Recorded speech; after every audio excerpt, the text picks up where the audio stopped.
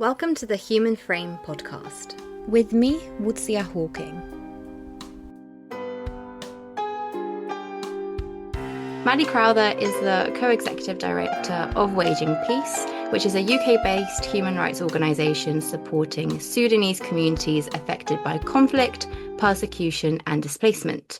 They oversee the organisation's research, advocacy and communications and provide expert evidence in asylum and human rights cases across the UK and Europe. Maddy has been closely involved with the Sudan Children's Drawings Project, a powerful collection of artworks created by young survivors of violence, used to document war crimes and exhibited internationally as both testimony and art. With a background in African politics and development, Maddy's work bridges research, storytelling, and justice, showing how creativity and evidence can come together to protect human rights and amplify survivor voices. Thank you so much, Maddy, again for joining me, and I hope you liked that bio. I did, yeah, you said it very well. So let's just jump straight into it. As I mentioned, you obviously, human rights and storytelling and justice are at the core of a lot of your work. So what drew you to this field at the beginning, and was there a particular experience or encounter that made you realise that this was the path you wanted to dedicate yourself to? Interestingly, I'd say that the moment that just stuck out in my mind when you asked that question was around the drawings. So I was working in like a PR communications agency in London, and I was doing relatively boring projects around things like pensions and ISAs and trying to make those all exciting to members of the public. And I was approached to do some pro bono work surrounding the children's drawings, Waging Peace's children's drawings, to try and get them a little bit more profile at that time. And I did that body of work and I thought, well, this is amazing. This feels very impactful. This feels very important in a way that perhaps my other projects didn't. Not to take away from them, you know, they've got their place, but it felt very different. And that was probably a moment that I really pivoted to wanting to support in the ways that I could. Initially more with that kind of campaigning focus, trying to get eyes onto a situation, raising awareness. But Waging Peace's work is so much more broad than that, and about supporting individuals when they reach the UK and helping them to tell their stories towards justice efforts, but more broadly. And so that was really, it was really a turning point for me, actually, getting those drawings into different places. And it's a full circle moment many years, well over a decade later, to have worked on the project and formalized it into a book which came out last April 2024. So yeah, interesting to reflect on that. I hadn't maybe made that connection in my mind before. But the book is really powerful. I actually have a copy right here as well. And you know, because it's what really stands out is the fact that they're children's drawings. It's not that anyone asked them to draw this, they just did it themselves. Mm-hmm. So can you just tell us how the project began and what inspired Waging Peace to collect and preserve the artwork specifically? Yeah, it was quite organic, is my understanding. So a researcher went out to some of the camps in Chad back in 2007, sort of on her own steam. You know, she was responding to what was then the Darfur genocide. And she went out and she was just trying to gather information about what had happened, you know, for a variety of different NGOs who were interested in finding out more and about the support needs of those in the Chad camps. And she was speaking to people, she was gathering different testimonies, and she was speaking in particular to some of the women in the camp. And some of those women turned to her and said, well, look, if you really want to know what went on, you should be talking to the children, because they're the ones who keep telling us, they keep showing us, they have these vivid memories. And so at that time, she didn't have many Arabic language skills, and certainly not some of the Sudanese or Darfuri language skills that might have been needed to communicate with the children, but she did have paper and pencils, and she handed those out, and she simply asked the children to draw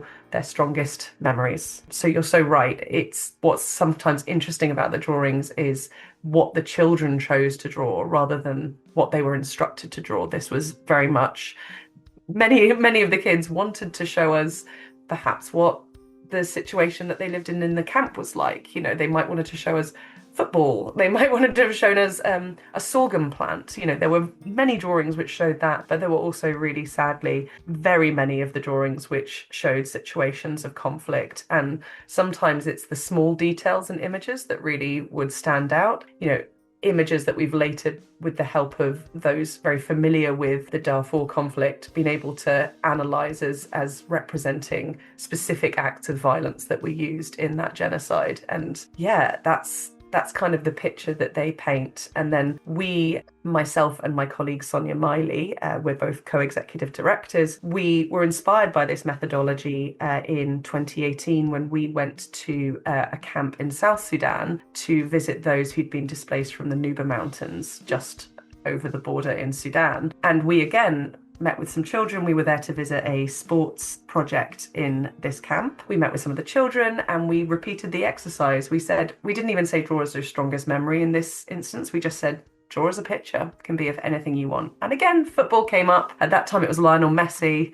Plenty of images of Lionel Messi. But again, many children wanted to show us the situation that they had fled in the Nuba Mountains. And even though that exercise was 11 years on from the original collection of the images from children from Darfur, very similar images resulted, you know, similar dynamics of the conflict. And that's itself tells a really horrible story. And just to say that this exercise was again repeated, it seems to have that capacity to inspire people. There were two journalist brothers who went to camps in Chad again earlier this year in January and February 2025, and they repeated the exercise. They met children, they handed out paper, and they came back with images, again, some of which show daily life scenes from living in the camp, but some very devastatingly show conflict dynamics happening in Sudan now. And one image stands out, which is an image that a child drew of a helicopter and a bombing campaign and other violence. And they've written on that image, now in El Fasher.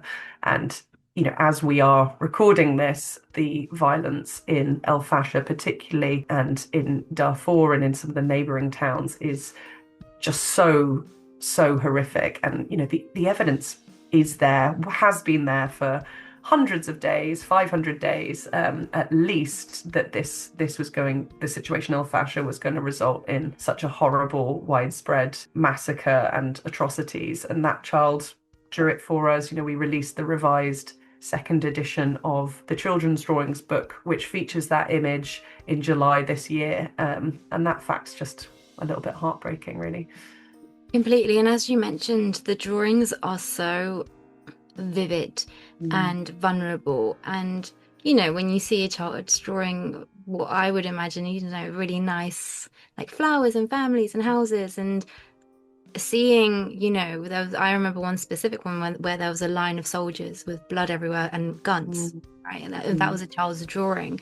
And for me, it just is a massive shock that no child should have to see that ever, let alone live through it and then recall it in a memory. So from that, I was just wondering what your first reaction was when you saw the drawings, and what did they communicate that words maybe couldn't in that specific situation? Yeah, I mean, my first emotional reaction was of just that deep pain and empathy. Exactly what you've just said. It's really hard not to compare the images to ones you may have seen from, you know, younger loved ones, family who've drawn images that just bear no resemblance to what these children chose to draw.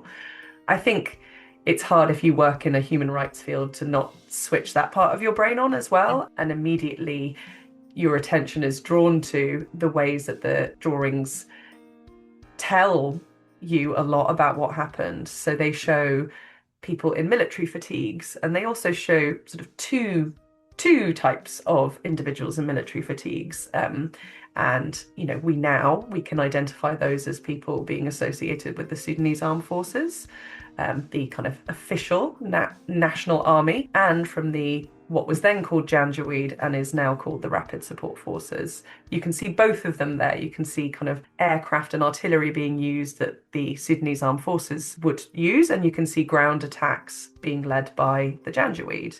Now, that was really interesting, back at the time, but it's also interesting today.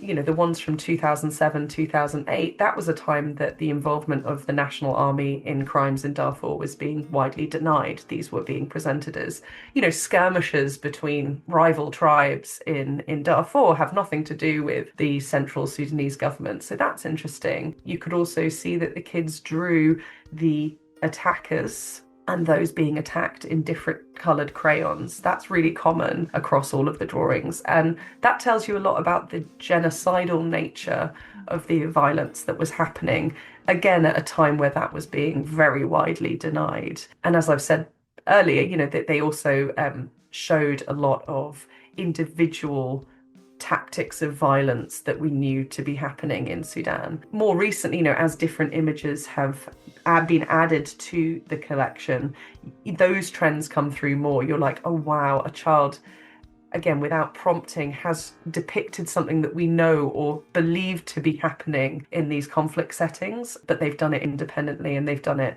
through a child's eye. So it's that bundle of thoughts. And I mean, it was a very weird exercise to have to go through the wider collection of, well over, 600, 700 drawings that we have to select ones for the children's drawings book, because each image is its own work of art. Each image deserves its attention. And, we'd always encourage people to visit, if they can, the full collection of drawings at where they're archived at the Wiener Holocaust Library in London. You need to seek permissions to do so, because some of the images have more sensitive metadata or even names written onto them, which we don't want getting into the wrong hands. But each image does deserve its space. But going through all those drawings to try and pick ones that felt like they tell a story of Sudan, like they tell a part of the story of Sudan, or they talk about the trajectory of impunity for crimes in Sudan which have led us to where we are today,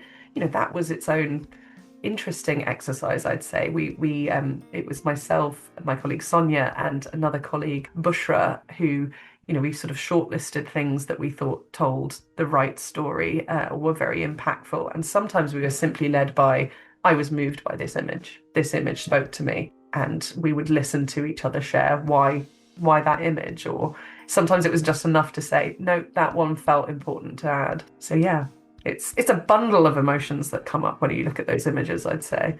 It definitely is. And I think, whenever you deal with it's really difficult, because obviously it is a genocide, right? Mm-hmm. But am I right to thinking that the UK repealed its claim that it is a genocide?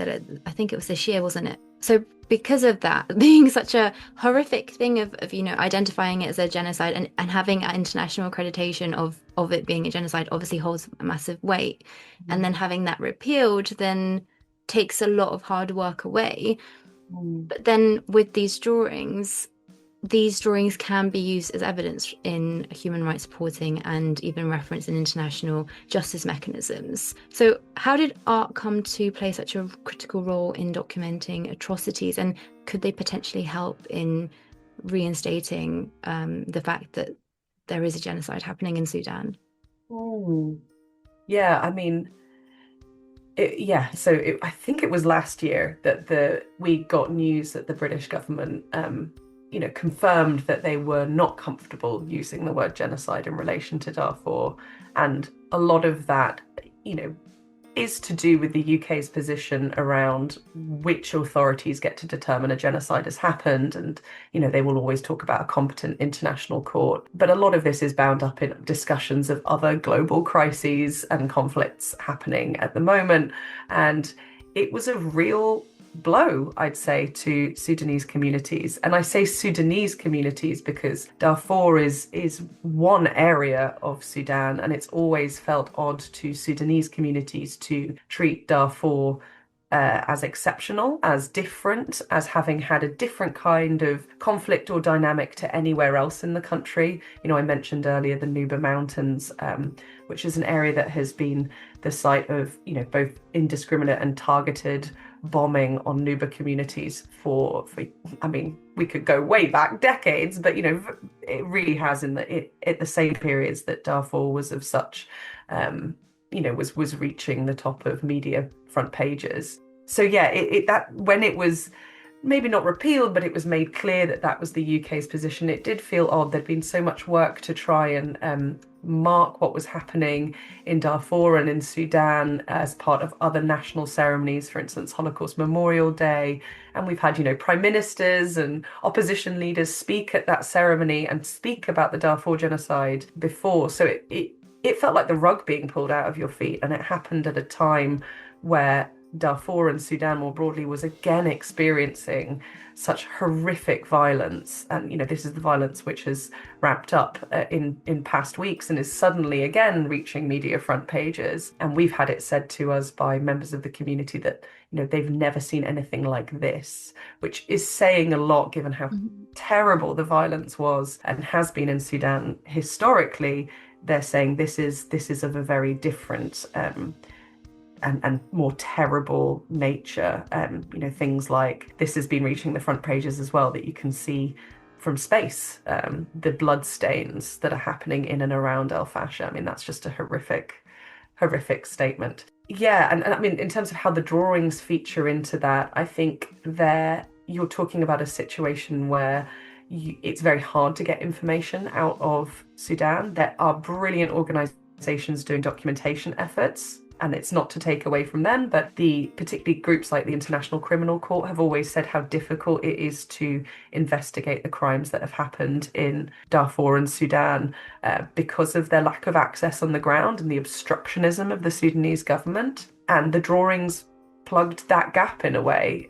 They were used as contextual evidence by the International Criminal Court in their attempts to reach the point of issuing arrest warrants for Bashir and for the other indictees at the court. And, you know, very recently, we had the first conviction of someone for their crimes in Darfur, of Ali Khashayb. And this is just another kind of full circle moment, is we know that the drawings were used as contextual evidence in reaching some of those determinations.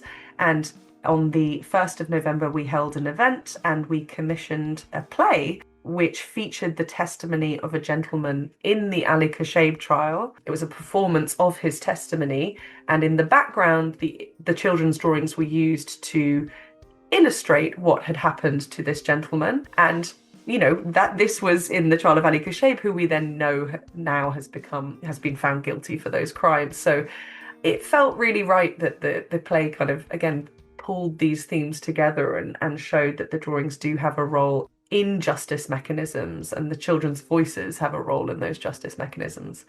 In terms of where they'll feature kind of moving forward, I know there's been a lot of interest we've had recently in using the drawings to speak about what's happening in Sudan. You know, again, at these times where it's so difficult to get testimony out, where it's so difficult to get information out of a region, again, because of obstruction, because of the killings of journalists that are happening in the region, the drawings are there as this resource to say, okay, if you want to have emotional resonance, if you want members of the British public to know and care about what's happening in Sudan, what can you use? What is out there? And the drawings are there as a resource for that. So we've been doing a lot of fielding of inquiries about how to get them in front of different people. I mean, our dream would be to get them out as widely as possible. We'd love them to be in Keir Starmer's hands. We'd love them to be used when decision makers are forming their own judgments about what needs to happen in Sudan. Not to take away from the mountain of other work that is being done and evidence that's being compiled, but, you know, they're part of the picture.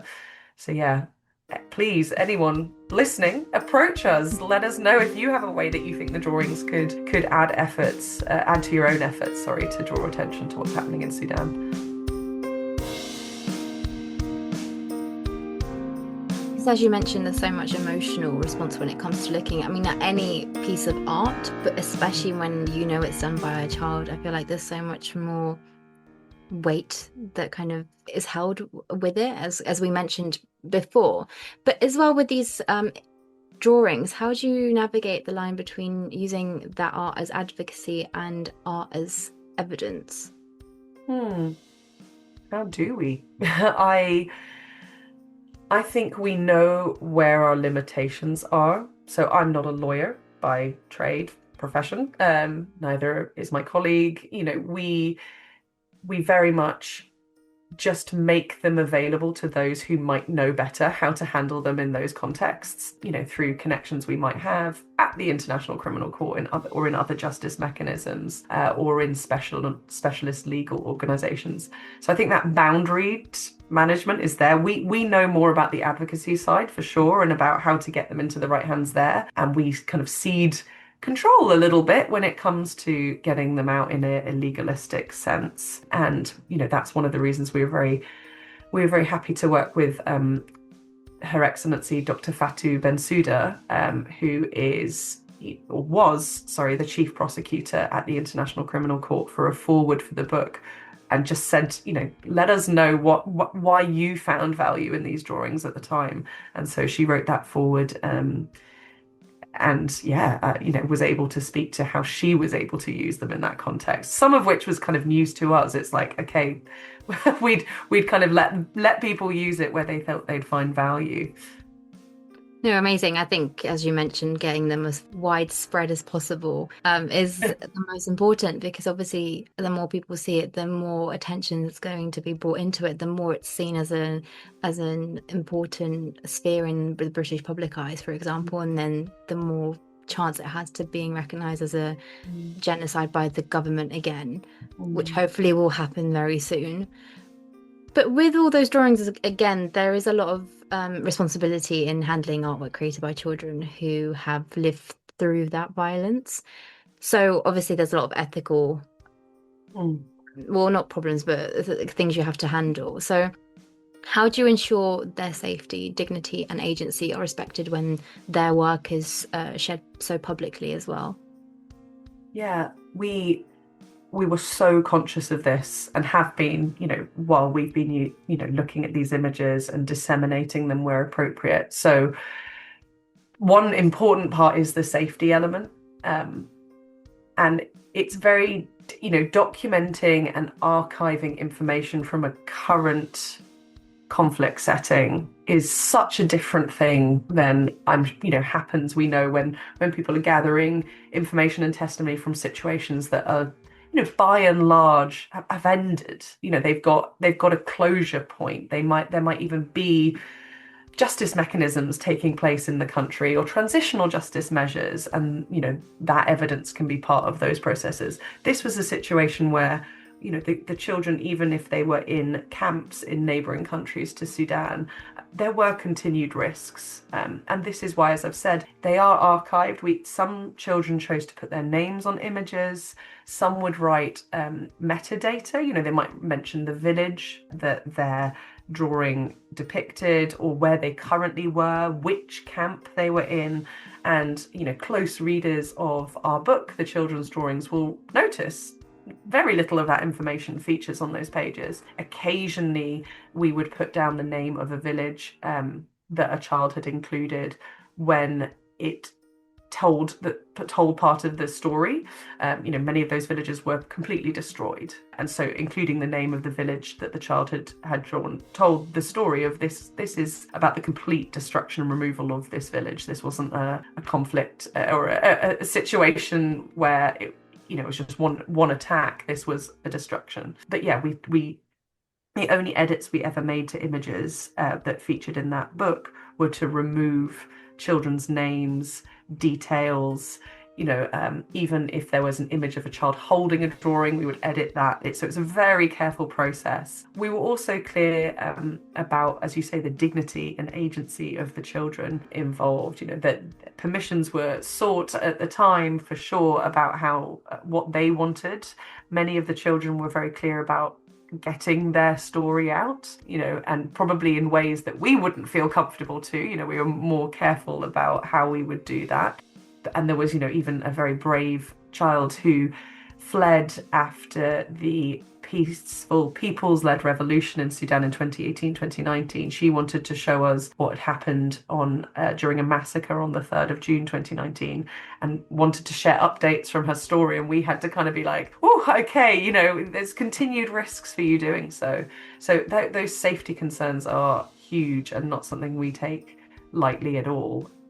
So that's some of the ways that we've dealt with it, and kind of we were so proud that when we were once showing these images at a training that we held in London, as a kind of advance version of the book to a group of people from different Darfuri groups. A bit of a focus group, I guess, but it was part of a broader training package we were offering. And there was one person in the room who was just kind of looking at their phone, and me and my colleague were thinking, gosh, is it that boring what we're doing? Like, I thought this would be a really interesting project to you. Well, either that or they're taking a lot of notes. No, but we were like, okay, are they disengaged? What are we doing wrong here?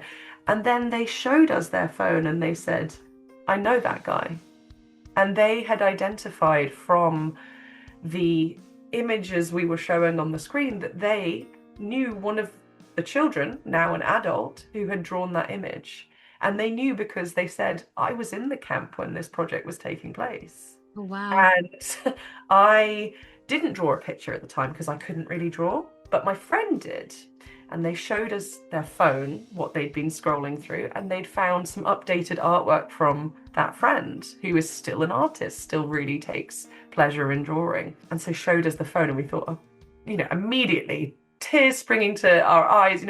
We always knew there was a hope that we would encounter some of those who'd been involved in the project when they eventually made their way to the UK. But for it to happen in this context when we were in the Wiener Holocaust Library itself was so powerful. And that gentleman was able to connect us to the former child artist who had lived, was back in various situations, and we found out more about his life and were even able to conduct, when it was safe to do so, a phone call. And he was full of praise for the project itself and said, this is exactly what I would have wanted to have happened with the drawings. And when it's safe to do so, and I don't know when that will be, we really are keen to get this person and anyone else involved in the project copies of the book. But it's not safe to send in information to Sudan or the neighbouring countries at the moment, indicating that both SAF and the Rapid Support Forces were responsible and are responsible for violence occurring in Sudan. It's too difficult. It would put someone at too much risk. So those are some of the things that come to mind when you ask that question. Is, definitely this was just foremost in our mind throughout the entire project, how to do this in a way that recognised safety, agency, dignity, and of course, also the kind of artistic merits of things. So it's exciting to know someone involved was genuinely an artist. This was something that they still took pleasure in. That was powerful too. Because as you mentioned, art can a lot of the time be a very healing tool, whether someone's gone through. Really interesting to see that one of the children actually became an artist. Because how do you think that this project specifically acted as a healing tool, maybe for some children, who made them more for the wider Sudanese community in exile or the diaspora as well? Yeah, I can probably answer that question less for the child artists themselves than I can for members of the Sudanese community who've received the book. So we do ask for donations towards the book itself, simply to recoup our printing costs. Printing isn't cheap, but we are certainly not trying to turn a profit. But we hand out a lot of copies of this book free to members of the community. I know that it's a healing tool because when we provide it to someone, and we give all the caveats and trigger warnings, and we say, this is very difficult content. You might have yourself been through situations depicted in this. There's no way we'd want to re-traumatize people. But people hold it physically with a lot of reverence and, touch the cover and hold onto the book for a moment in a way that feels so deeply respectful.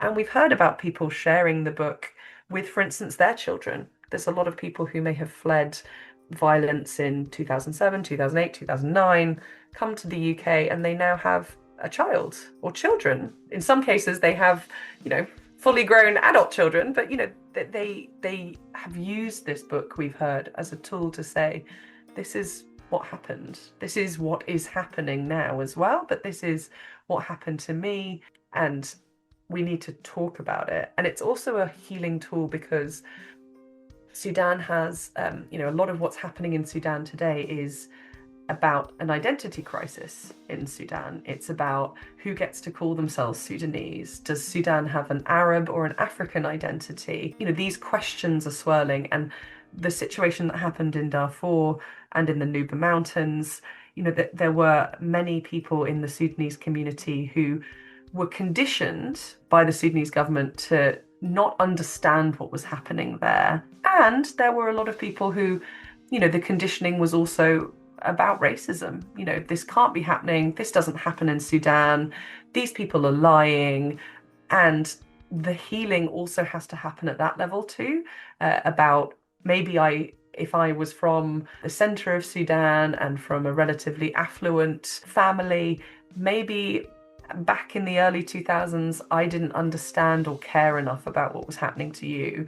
And the violence I can now see happening in Sudan, including in Khartoum or Port Sudan or, anywhere else, tells me that this wasn't a lie. So that healing conversation has to happen at that level. And I think the drawings play a role in that as well, allowing every Sudanese individual to see themselves in what's depicted. And that's why, as I said, it's important that some of the images are also, in particular, one of the images is from a massacre that happened in Khartoum during the revolution of 2018, 2019, to show this is about the trajectory of impunity. It's happened here. These are the same belligerents, same warring parties committing acts of violence against Sudanese civilians. This is a war on civilians that we're living through right now in Sudan. And, the drawings have a healing role in prompting conversations about that.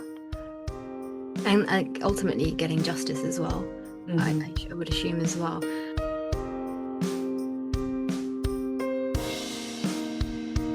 How have the children's drawing project also evolved over time? I think you mentioned you went back a few times, but what response has it also had from the international community, whether it's been of support? Well, I hope it has been of support of the project, and that it has been taken further to really illustrate the evidence that's really strongly rooted. Yeah, I mean, I hope so too. The children's drawings themselves have toured around the world. I know that they had a tour in the USA, they've gone to South Africa, the copies of the book have been sent globally, really, increasing the postage costs, but there we go. And we know that they've been part as well of policy decisions. We've been really gratified, weirdly, to see in the background during Zoom calls or Zoom webinar events, policymakers have a copy of the book behind them that shows that it's part of those conversations. And we've also made sure to distribute a lot of copies to members of parliament here in the UK to try and help them as they're taking an interest in Sudanese affairs. So, I guess in terms of the impact, it's one of those how has it contributed to things rather than has it directly caused something or other. We hear a lot of feedback that it's been part of the thinking people have had while they're prioritizing Sudan. So we're really proud of some of those outcomes. And we're just going to keep doing what we can to get the children's voices out. Has there been an exhibition in Parliament?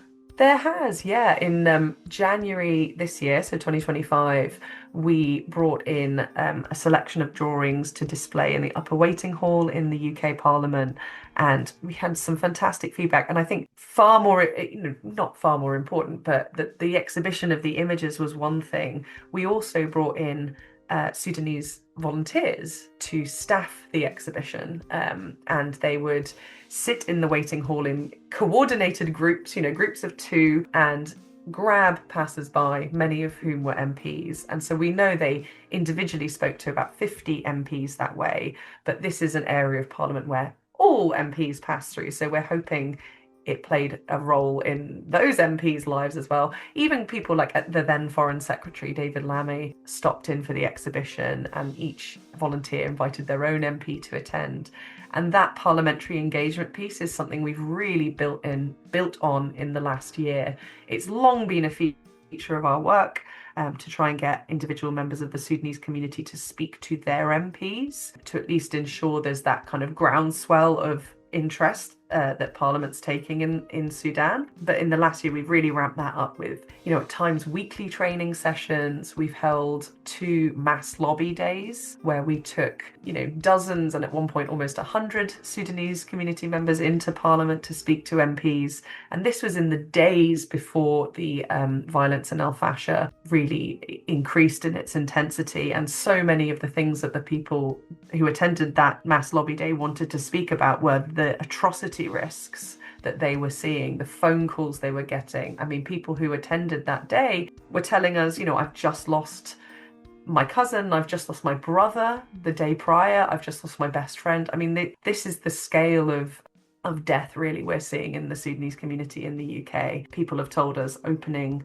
Facebook is like reading the obituary pages of a newspaper to them. That's how often and how regular, and we all the time sit with someone for some other reason. Maybe we're, meeting them in our office, and during that meeting, they will receive news that someone close to them has died. I mean, that's how horrible and regular this is. So yeah, in that way, the drawings exhibition in Parliament earlier this year was a bit of an entry point for us again, talking about parliamentary engagement, and we've been gratified to see so many more MPs take an interest in what's happening in Sudan. And yet, most MPs tell us that this is the first time they've heard from a Sudanese constituent or another constituent on Sudan.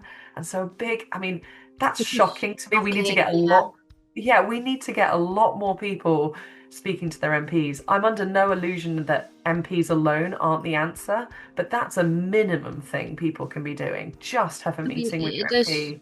Shock me a lot of the things that MPs don't know about happening in the world, and yet because there's a lot of times they get a lot of messaging that obviously charities like yourselves and so many other charities that work and send updates all the time, which makes me also question whether they actually read the things that we send.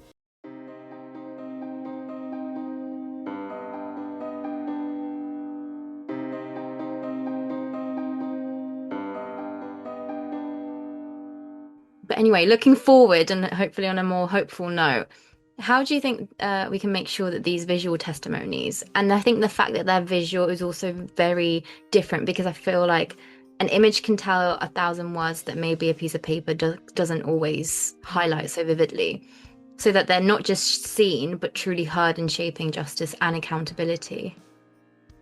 Yeah.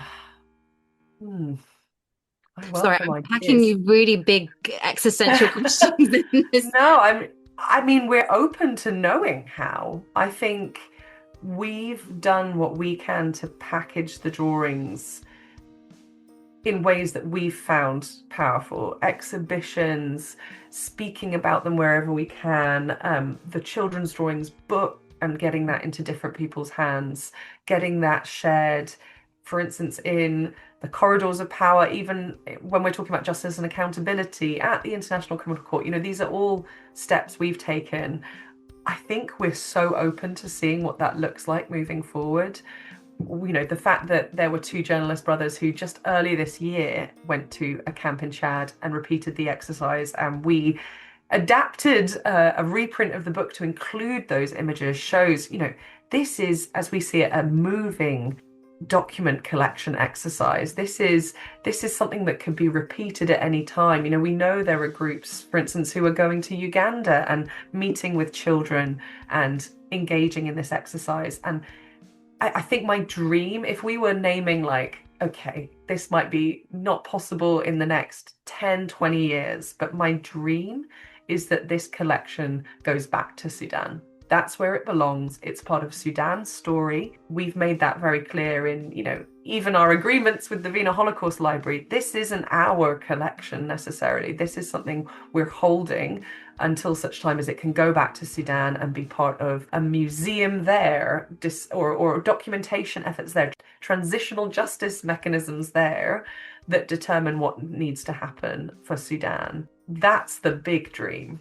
Whether it's something that's achievable even in my lifetime, I don't know, but that's the goal we're always working towards. And that involves a lot of things like making sure that the information from the drawings is findable, searchable, digitized, scanned, that a lot of that not groundwork, but groundwork, that's what I mean. A lot of that like important work you can't really see, or it's not very shiny. It's not about getting the images into the right person's hands, but from a justice and accountability perspective, it's an essential first step. So we've done a lot of work over the last couple of years to get everything into a really good shape so that whoever comes in the future, whoever takes an interest in these topics in the future, will have a fully indexed, codified, really excellent resource at their fingertips. So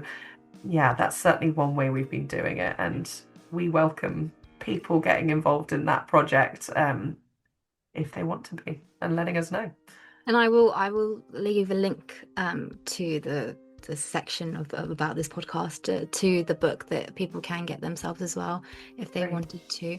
And just finally, what role do you think art has in human rights work? Because I guess it's not it's more of a creative way, and it's not a standard way that people use or tell human rights stories through art. I mean, it has been done previously quite a lot. For example, I know a lot of Holocaust testimonies, for example, they didn't have cameras, although they managed to sneak one in at one point and take pictures. But that itself is I don't want to use the word art, but it is in a sense, because it's documentation through an artistic way, but also drawings to again illustrate the horrors that were happening, which is exactly what these children's drawings are doing, but not just on a small scale. That's such an impactful way of really showing such a bigger atrocity that's happened.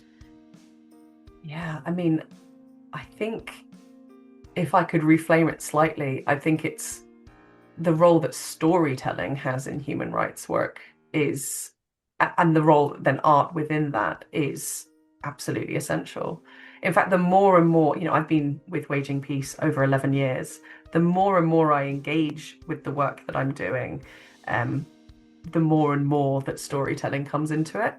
And I hear that sometimes from other people in the sector, that you sort of start thinking like, right, this is how policy is done.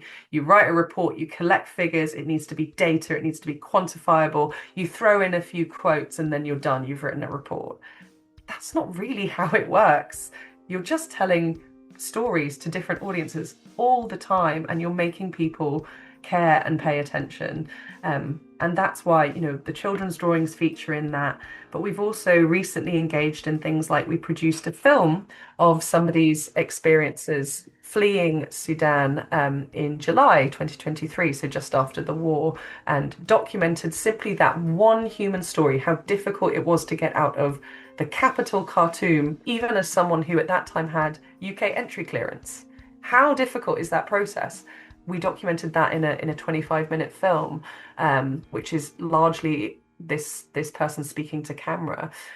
We also engaged in a project called Piece by Piece, so PACE by PIECE, which saw groups of women in various workshops up and down the UK get a piece of fabric, a square of fabric, and decorate it based on prompts about what peace meant to them, what it felt like to be Sudanese, what it felt like to be a Sudanese woman. And we then sewed all of these pieces together into a giant quilt, or we called it the giant tobe. A tobe is a piece of fabric that Sudanese women and some men wear as traditional dress in Sudan. And that project as well really helped tell Sudan's story in a different way. And, by way of evidence, the Imperial War Museum recently hosted an exhibition, which has sadly now closed, but on sexual violence in conflict.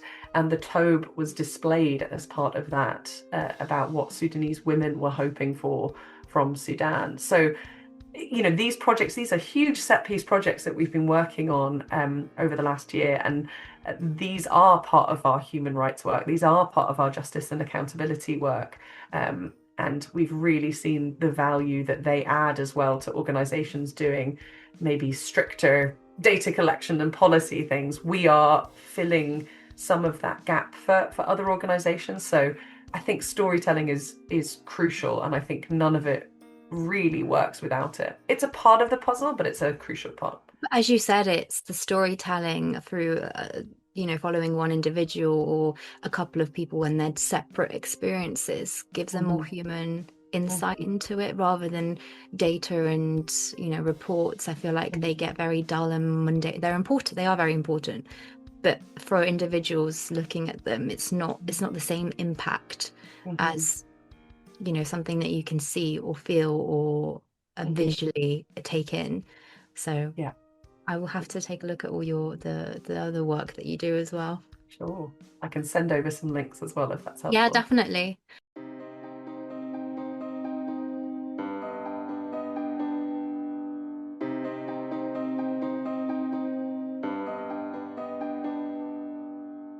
Thank you so much, Maddy. It's been a really important conversation into something that has been happening for way, way, way too long.